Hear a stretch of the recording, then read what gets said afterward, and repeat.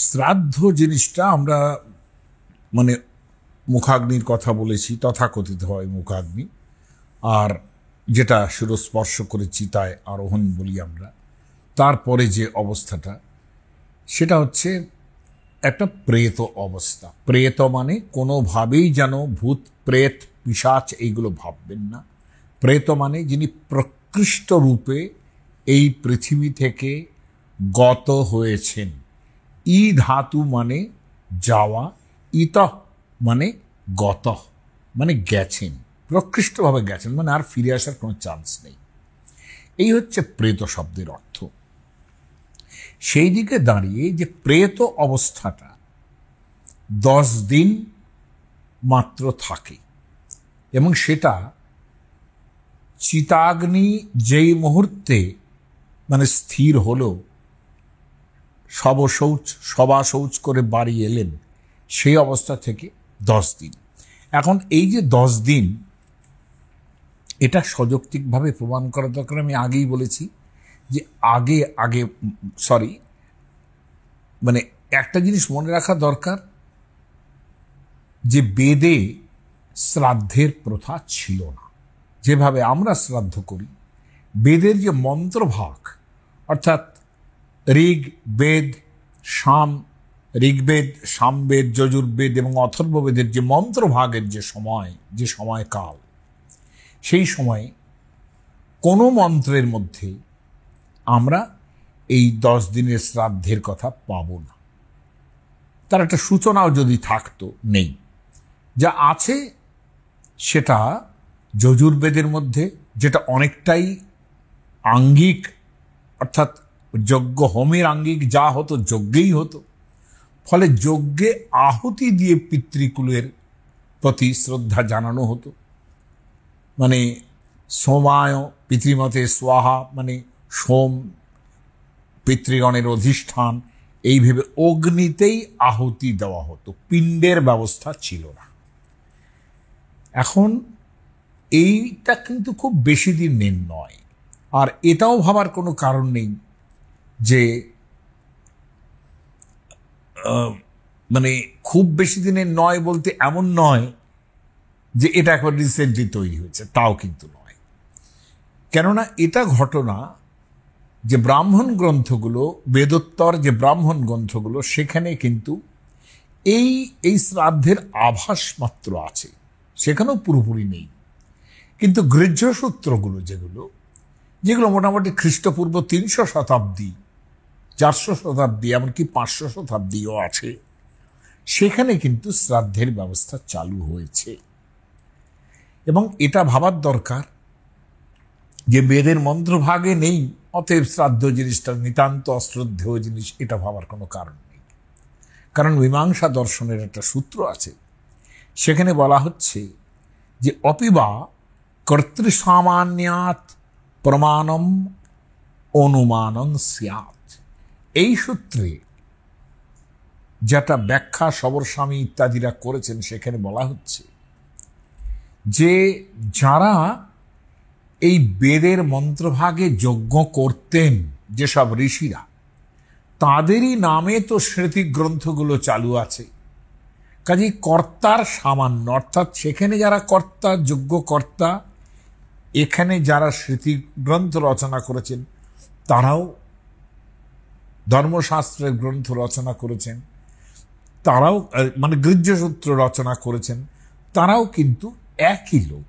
ফলে কর্তার যেহেতু সাধারণ্য একত্ব আছে, অতএব স্মৃতিশাস্ত্র যা বলছে সেটাও মানতে হবে। আর একটা কি, যে শ্রাদ্ধ ব্যাপারটা তো শ্রদ্ধাপূর্বক নিবেদন। এখন এই শ্রদ্ধাটা কিন্তু আমাদের দেশে শুধু নয়, অন্যান্য দেশেও কোনো না কোনোভাবে মৃতজনের প্রতি শ্রদ্ধা, প্রেতজনের প্রতি শ্রদ্ধা, এটা সমস্ত দেশেই কোনো না কোনোভাবে আছে। পুরাতন সভ্যতাগুলোতে তো আছেই, যেগুলোকে ওরা বলেন এসকেটোলজি। একটা কথা মনে রাখতে হবে যে পিণ্ড বলতে কি বোঝায়, পিণ্ড কাকে বলে। এই শব্দটা কিন্তু পারিভাষিক। কেন? যেই শব্দের অর্থ, পিণ্ড শব্দের অর্থ হচ্ছে দেহ। লোকে একটা কথা বলে যে যাহা আছে ব্রহ্মাণ্ডে তাই আছে পিণ্ডে। দেখুন, ব্রহ্মাণ্ডের মধ্যে যা আছে পিণ্ডের মধ্যে তাই আছে, মানেটা কি? এই যে আমাদের ক্ষিতি অপ তেজ মরুদ বোম, এখানে দেখুন পৃথিবী যেভাবে তৈরি হয়েছে তাতে তার জলের অংশ বেশি, এবং পৃথিবী, আকাশ, বায়ু ইত্যাদি যে ব্যাপারগুলো, ক্ষিতি অপ তেজ মরুদ বোম, এই পাঁচটা যেমন সমস্ত পৃথিবীর মধ্যে আছে পঞ্চভূত, সেটা দেহের মধ্যেও আছে। যা আছে ব্রহ্মাণ্ডে তাই আছে পিণ্ডে। এই যে লাইনটা, এটা এখানে পরিষ্কার হয়ে যায়। আর একটা কথা কি, যে পিণ্ড শব্দের অর্থ অনেকগুলি অর্থ আছে, তার মধ্যে একটি অর্থ দেহ, অন্যটি অর্থ কিন্তু এই পিতৃপুরুষের উদ্দেশ্যে যে আমরা গোলাকার একটা পিণ্ড প্রস্তুত করি, সেই অন্নভাগ, সেটার মানেও পিণ্ড। লক্ষণীয় হচ্ছে যে এই পিণ্ড শব্দটাও কিন্তু কতকাল আগে তৈরি হয়েছে, যেখানে এটা বলা চলে না যে বেদ বচন মানছি না, বেদে পিণ্ড নেই অতএব পিণ্ড, তা কিন্তু নয়। এই শ্রদ্ধাটা ভাবতে হবে, শ্রাদ্ধের ক্ষেত্রে এটা ভাবতে হবে। কেন? রঘুবংশ, সেখানে রঘুবংশের মতো যে রঘু রাজা কালিদাস লিখেছেন, তিনি তার গুরু বশিষ্ঠের কাছে গেছেন, তার পুত্র হচ্ছে না বলে সুদক্ষিণা তার স্ত্রীকে নিয়ে গেছেন। সেখানে বলছেন আমার তো সবই ঠিক আছে, কিন্তু আমার পুত্র নেই, তা আমার নিজের কি মনে হচ্ছে, নূনং মত্ত পরং বংশা পিণ্ড বিচ্ছেদ দর্শিন। এখানে দুটো জিনিস আমি পরিষ্কার করব।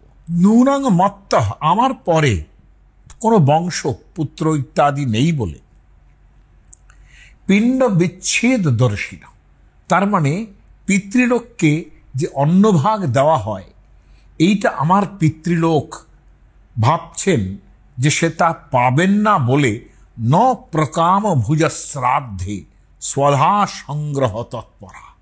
তারা ভাবছেন যে এই এই এই যে তারা যে মানে প্রকাম ভুজ মানে পর্যাপ্ত ভোজির, তারা ভালো করে খাবার পাবেন না, সেই জন্যে তারা স্বধা সংগ্রহ তৎপরা। লক্ষণীয় স্বধা শব্দটা, কালিদাস কি অদ্ভুত তার ক্ষমতা।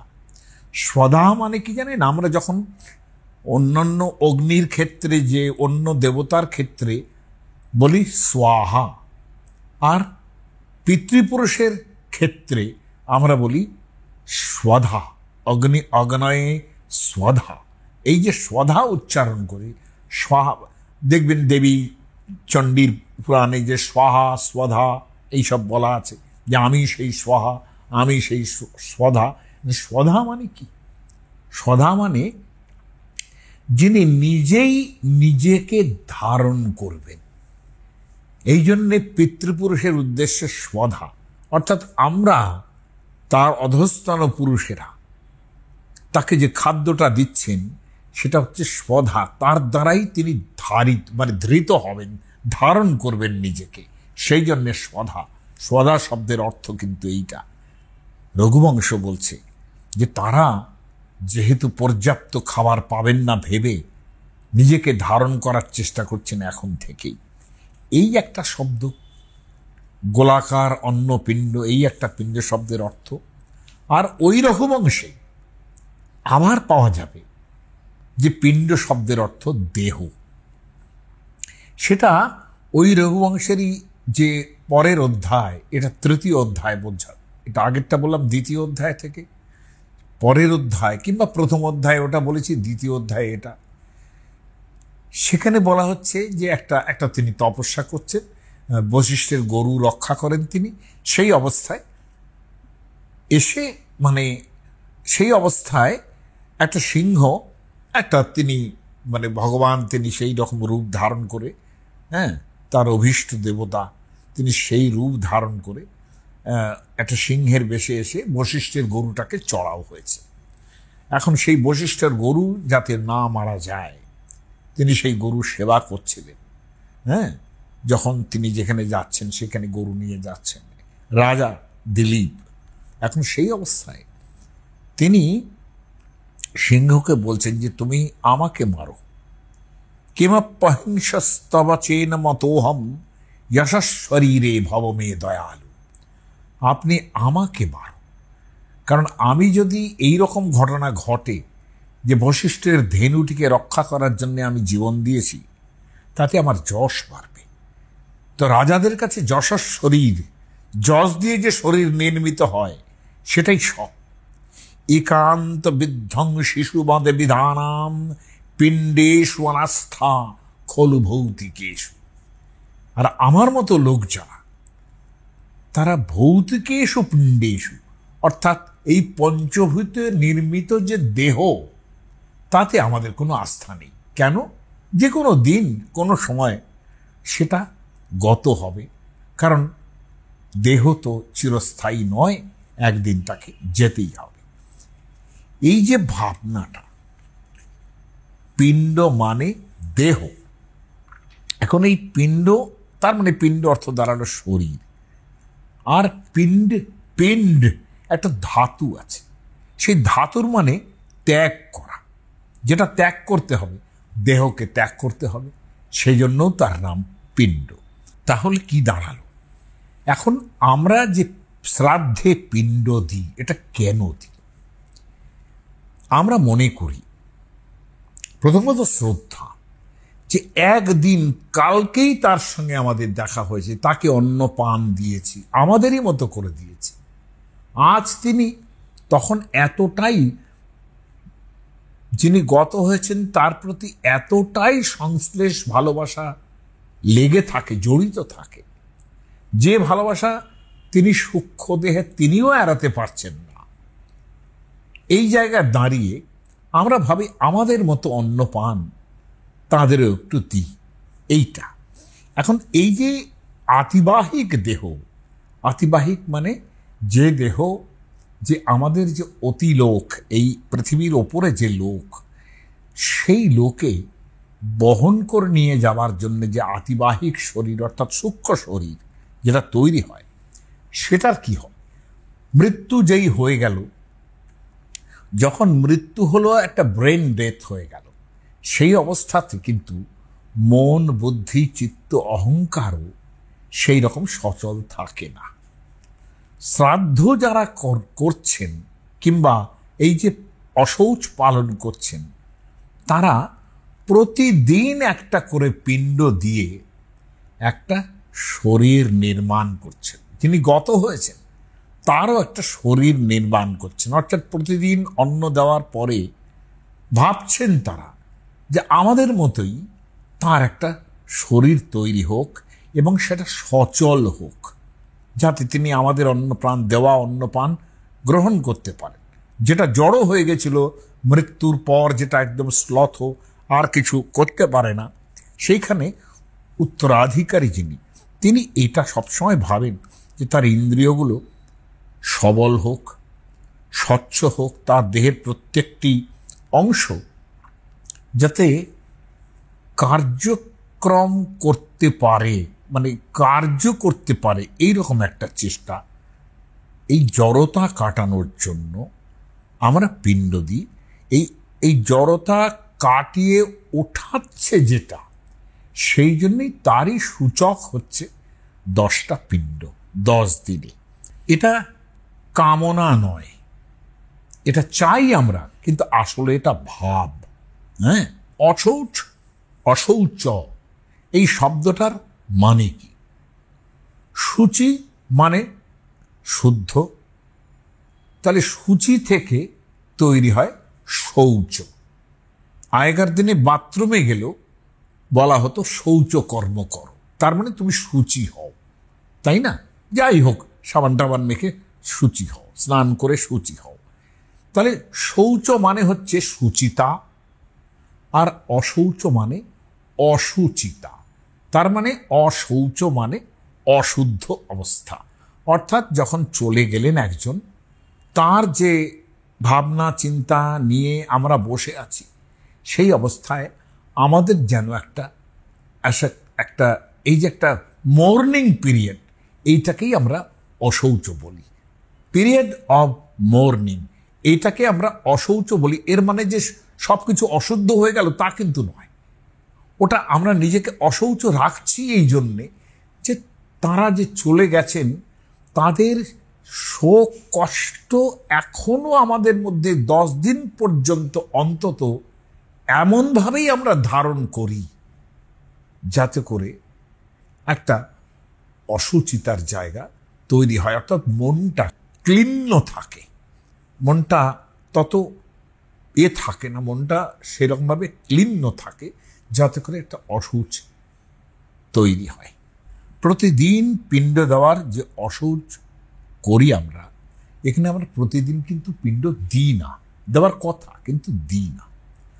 ফলত কি করি, অশৌচান্ত অর্থাৎ অশৌচ যেদিন শেষ হল, 10 দিন গেল, সেইখানে অশৌচান্তাৎ দ্বিতীয়াহ্নি, এই যতবার আপনারা শ্রাদ্ধের মন্ত্র শুনবেন, অশৌচান্তাৎ দ্বিতীয়াহ্নি, 10 দিনে যেই শেষ হয়ে গেল, একাদশ দিনের দিন অর্থাৎ দ্বিতীয় দিন, 10 দিনের দ্বিতীয় দিন, অশৌচ অন্ত হলে দ্বিতীয় দিন আমরা শ্রাদ্ধ করতে বসি। এখন এটা কিরকম, প্রথম দিনে যে শব শরীর সেটা কিভাবে নির্মাণ হয়, কোষ দিয়েই নির্মাণ করা হয়। গরুর পুরাণের মতে সেটা কিভাবে তৈরি হয় সেটা বলছি, এবং সেটা অন্য জায়গাতেও একই রকম আছে। প্রথম দিনের পিণ্ড যেটা আমরা একবারেই 10 দিনে দিই, তাতে তার মাথাটা তৈরি হয় প্রথম দিনের পিণ্ডে। দ্বিতীয় দিনের পিণ্ডে গলা তৈরি হয় এবং স্কন্ধ মানে কাঁধ তৈরি হয়। তৃতীয় দিনের পিণ্ডে হৃদয় তৈরি হয়। চতুর্থ দিনের পিণ্ডে পার্ষ্ণি মানে পৃষ্ঠদেশ তৈরি হয়। পঞ্চম দিনে নাভি তৈরি হয়। ষষ্ঠ দিনে কোটি অর্থাৎ কোমর। সপ্তম দিনে গুপ্ত অঙ্গ অর্থাৎ গুহ্যদ্বার ইত্যাদি। অষ্টম দিনে উরু তৈরি হয়। নবম দিনে তালু, নবম দিনে জেনারেলি বলা হয় যে জঙ্ঘা এবং পা, এই দুটো তৈরি হয়। আর দশম দিনে তার ক্ষুধার উৎপত্তি হয়। ফলে একাদশ দিনে কি হয়, একাদশ দিনে বলছেন মন তৈরি হয়। তাহলে ক্ষুধার উৎপত্তি হলো, মনও তৈরি হলো। মন কি করে, তাকে ক্ষুধিত করে। আমরা তো বেশিরভাগ ক্ষুধাই তো আমাদের মনের মধ্যে, মনটাই ক্ষুধার্ত হয়, তারপরে আমরা ক্ষুধা বোধ করি।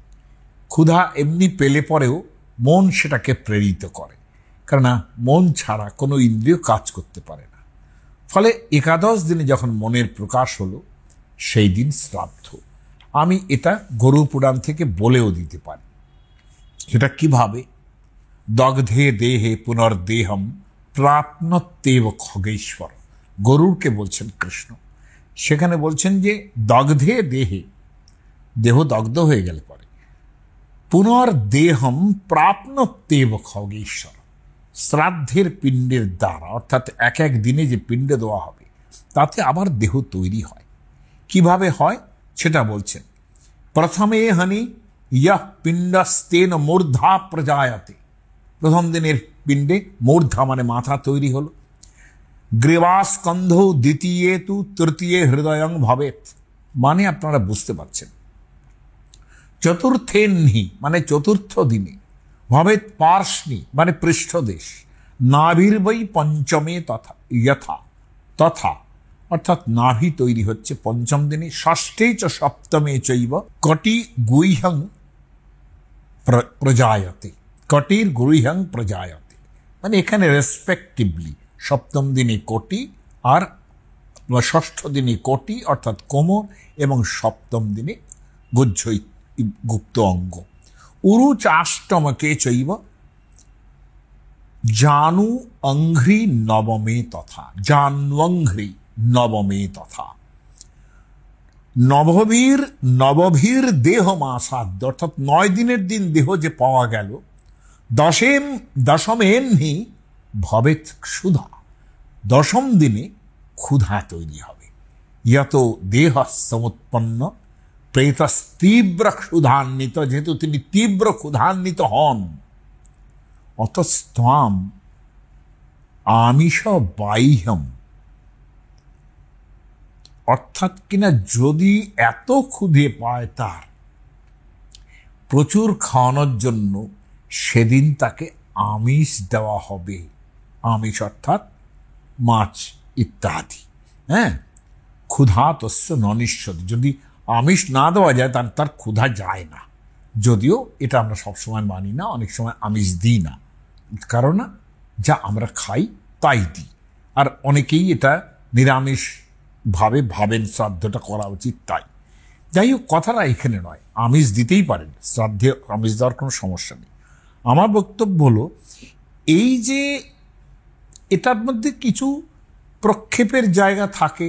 বিভিন্ন পুরাণে অন্যান্য কল্পনাও আছে, 4র্থ দিনের পিণ্ডে নাভি এরকম তৈরি হচ্ছে, হ্যাঁ, লিঙ্গ গুহ্যদ্বার তৈরি হচ্ছে, কিংবা অন্য স্থানে 2য় দিনের পিণ্ডে চক্ষু, কর্ণ, নাসিকা এগুলো সৃষ্টি হচ্ছে। এক একটা পুরাণে এক এক রকম আছে, কিন্তু গরু পুরাণের ব্যাপারটা অনেক বেশি ভাবনা চিন্তা করেই করা হয়েছে বলে মনে হয়। এখন আমাদের সিদ্ধান্তের কথা যেটা বলছিলাম, যে 10 দিনে অশৌচ হয় কিনা, একটা জিনিস খেয়াল করতে হবে যে এই যে 10 দিনে একটা পূর্ণ দেহ তৈরি করার ব্যাপার থাকে, তাহলে এর অধিক, এর থেকে বেশি অশৌচকাল নেই। যেহেতু 10 দিনের পিণ্ডের অধিক, যেহেতু পিণ্ড আর পড়ে না, 11 দিনই তো শ্রাদ্ধই হয়, তাহলে অশৌচকালটা কেন বাড়ানো হবে? এর তো কোনো মানে নেই। মনের মধ্যে তার মন তৈরি হলো, পূর্বের তুলনায় তিনি অনেক বেশি উজ্জ্বল এবং অনেক বেশি সড়গড় হয়ে উঠছেন, হ্যাঁ, ভাবগ্রাহী হয়ে উঠছেন। আমরা যে প্রেত পিণ্ডগুলো দিই, সেগুলি তারা খেয়ে যাবেন? তারা দৃষ্টিভোগ, দৃষ্টিতেই তারা ওপর থেকে দেখছেন, ওটাই তাদের খাওয়া। দৃষ্টিভোগ জগন্নাথে খুব প্রচলিত আছে। যখন আপনি কোনো, এমনকি বৃন্দাবনেও আছে, যখন কোনো সময় পাওয়া যাচ্ছে না, ঠাকুরকে নিবেদন করে না হলে খাবো না, এই অবস্থায় কোনো মিষ্টান্ন কিংবা ইত্যাদি, খুব তাড়া আছে, মানুষজন এসছেন, অথচ ঠাকুরকে দেওয়া যাচ্ছে না, সময় নেই, জাস্ট দেখিয়ে ঠাকুরের সামনে তাকে সেই মিষ্টান্ন যা যা দিতে চাও দেখিয়ে অতিথিকে দেওয়া, এই দৃষ্টিভোগ যে না দেবতারা করেন, সেটাই করতে পারেন। কিন্তু এই যে 10 দিন করে যে শ্রাদ্ধটা হচ্ছে, সে সময় কিন্তু একটা জিনিস বারবার শ্রদ্ধা নিবেদনের ক্ষেত্রে এটা বারবার চিন্তা করা হয়, যে অধস্তন যেন তাকে বলছেন যে তুমিও আর মায়া রেখো না, হ্যাঁ, অনেক হয়েছে, তুমিও মুক্ত হও। অর্থাৎ সূক্ষ্ম দেহ তার বিভিন্ন যে সংসারজ কামনা, বাসনা ইত্যাদি থেকে তিনিও মুক্ত হন, আমরাও তোমার এর থেকে খানিকটা মুক্ত হই, মায়াটা না করা। এই করেই যে শ্রাদ্ধটা হয়, সেটাকেই কিন্তু একোদ্দিষ্ট শ্রাদ্ধ বলে। হ্যাঁ, অর্থাৎ নতুন একটা শরীর তৈরি হলো, মনেরও প্রকাশ হলো, এবং 11 দিনে তার পিণ্ড, অর্থাৎ এই যে পিণ্ড, এইটা কিন্তু একদম শরীরকে দেওয়া। হ্যাঁ, অশৌচ পালনের এই যে ইচ্ছা শক্তি একের পর দিনের পর দিন যাচ্ছে, তারপর এইটা তাকে পিণ্ড দেওয়া।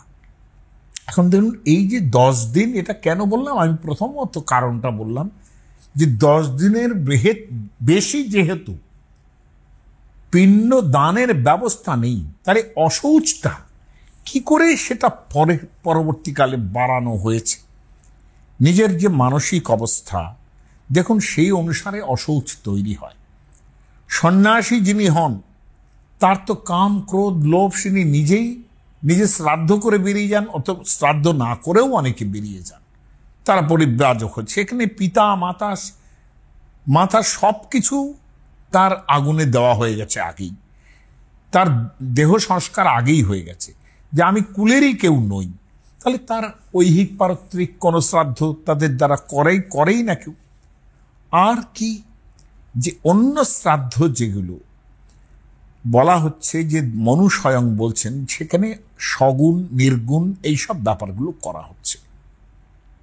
অর্থাৎ যে যত ভালোর দিকে আছে তার সত্তরজতম ইত্যাদি গুণের পরিমাণ যেখানে কম, সেখানে শ্রাদ্ধেরও সেক্ষেত্রে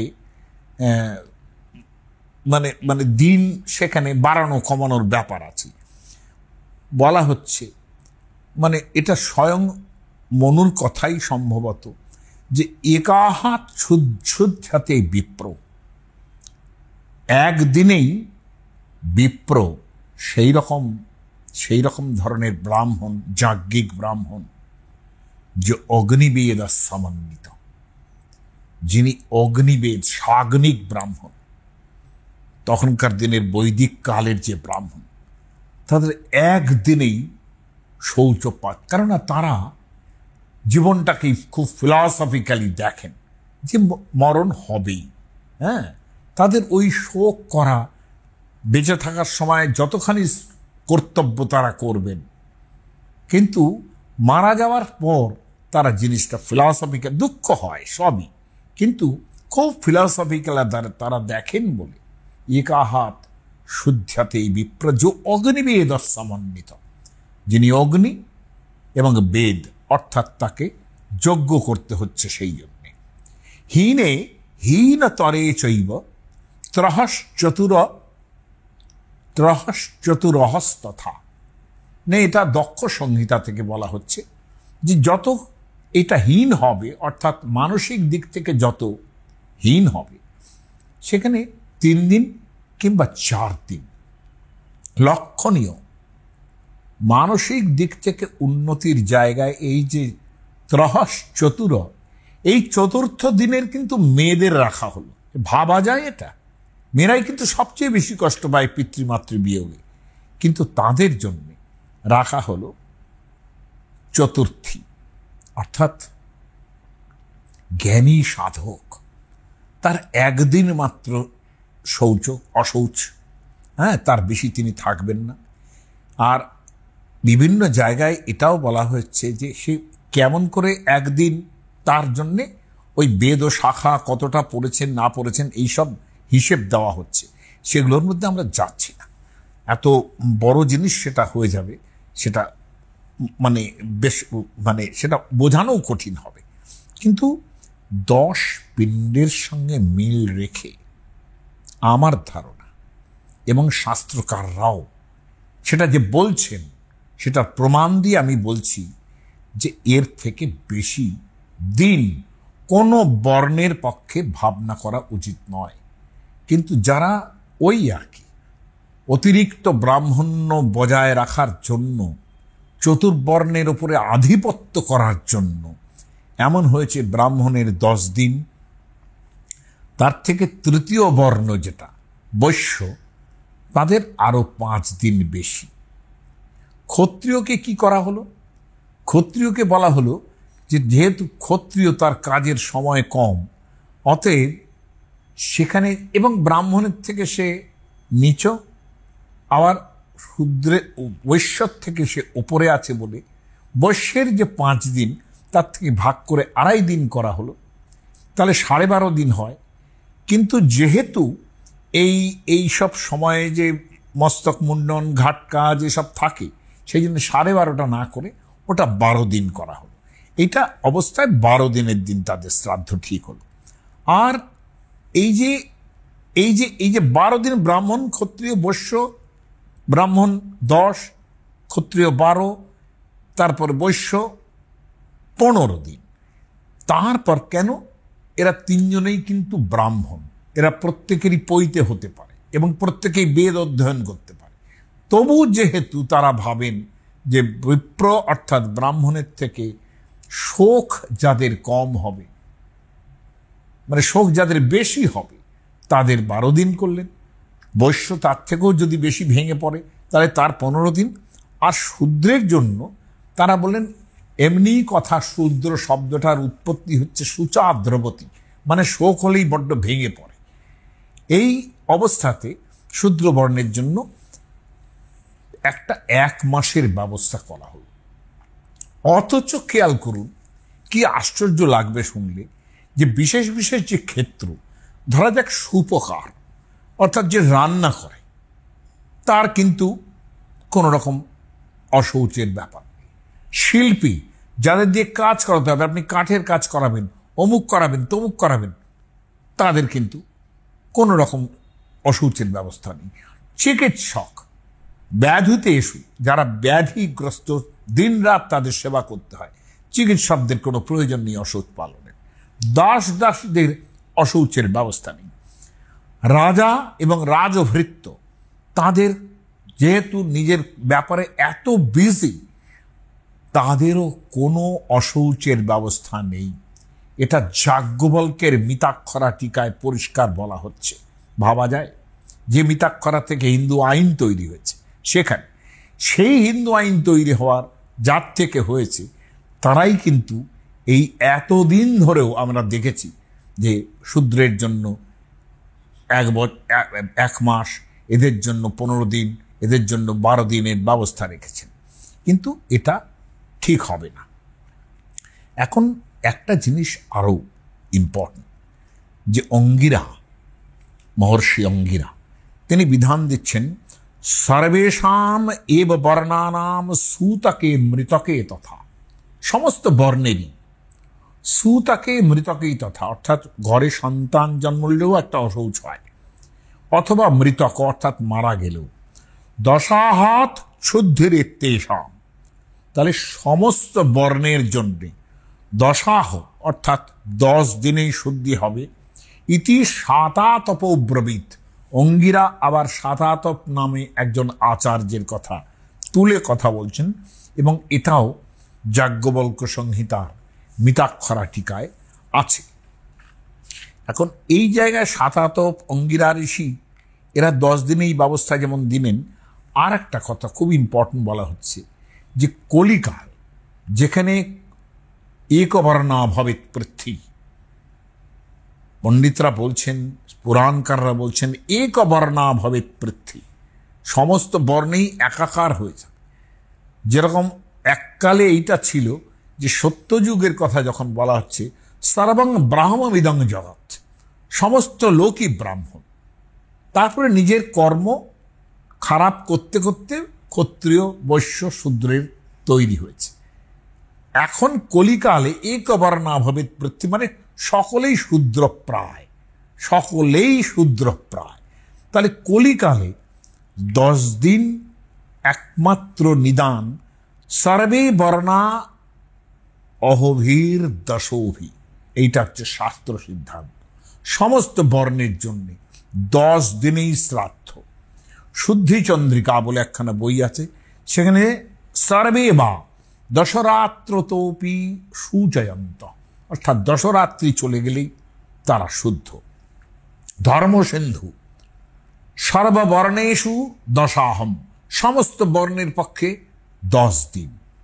এবং বরাহ পুরাণের 188 অধ্যায়, সেখানে বলা হচ্ছে, একাদশে চ দিবসে একোদ্দিষ্টং যথাবিধি। অর্থাৎ 11 দিনের দিন একোদ্দিষ্ট শ্রাদ্ধ করবে, 10 দিন অশৌচের পর, অশৌচন্তা দ্বিতীয়ন্হি। একোদ্দিষ্টং মনুষ্যানাম চাতুর্বর্ণস্য মাধবী, যাকে সম্বোধন করছেন মাধবী বলে, মাধবী বলতে পৃথিবীও বোঝায়। অতএব এই চতুর্বর্ণের 10 দিনের মধ্যেই শ্রাদ্ধ, 10 দিনেরই অশৌচ মাত্র, এবং 11 দিনে সমস্ত বর্ণের একোদ্দিষ্ট শ্রাদ্ধ, মানে যেটাকে আমরা শ্রাদ্ধ বলি। এই অনুসারেই কিন্তু আমাদের উড়িষ্যা বলুন, মহারাষ্ট্র বলুন, এবং এমনকি মিথিলা, এই সব জায়গায় এইরকমই ছিল। বঙ্গদেশে যে কেন এই রকম বাড়াবাড়ি করল, অথচ বঙ্গদেশে এককালে ব্রাহ্মণই ছিলেন না, পরবর্তীকালে ব্রাহ্মণ আনাতে হয়েছে।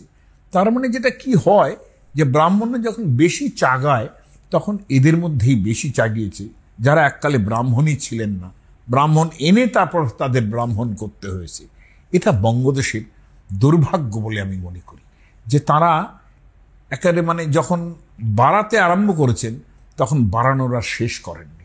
অতএব এই জায়গাটা একটু মাথায় রাখবেন যে 10 দিনেই শ্রাদ্ধ অশৌচ শেষ হবে এবং একাদশ দিনে সমস্ত বর্ণে, হ্যাঁ মেয়েদের কথা বলা হয়, যারা কন্যা আছেন তারা অবধারিতভাবে ওই যে শ্রাদ্ধ বাড়িতে হচ্ছে অন্যেরা করছেন তাদের সঙ্গেই, তাদের যদি বেশি ইচ্ছে করে তখন একটা দান টানের ব্যবস্থা করে, কিন্তু শ্রাদ্ধ ওর দ্বারাই হয়ে যায়, বাড়িতে যে মূল শ্রাদ্ধ হচ্ছে তার দ্বারাই শ্রাদ্ধ হয়ে যায়, তাদের জন্য আলাদা শ্রাদ্ধ করার কোনো প্রয়োজনই নেই। আর বিয়ে হয়ে গেলে পরে অনেকেই চতুর্থী করেন, সেই চতুর্থীটা করতেই পারেন, সেটা বাপের বাড়ি এসেও করতে পারেন, শ্বশুর বাড়ি এসেও করতে পারেন।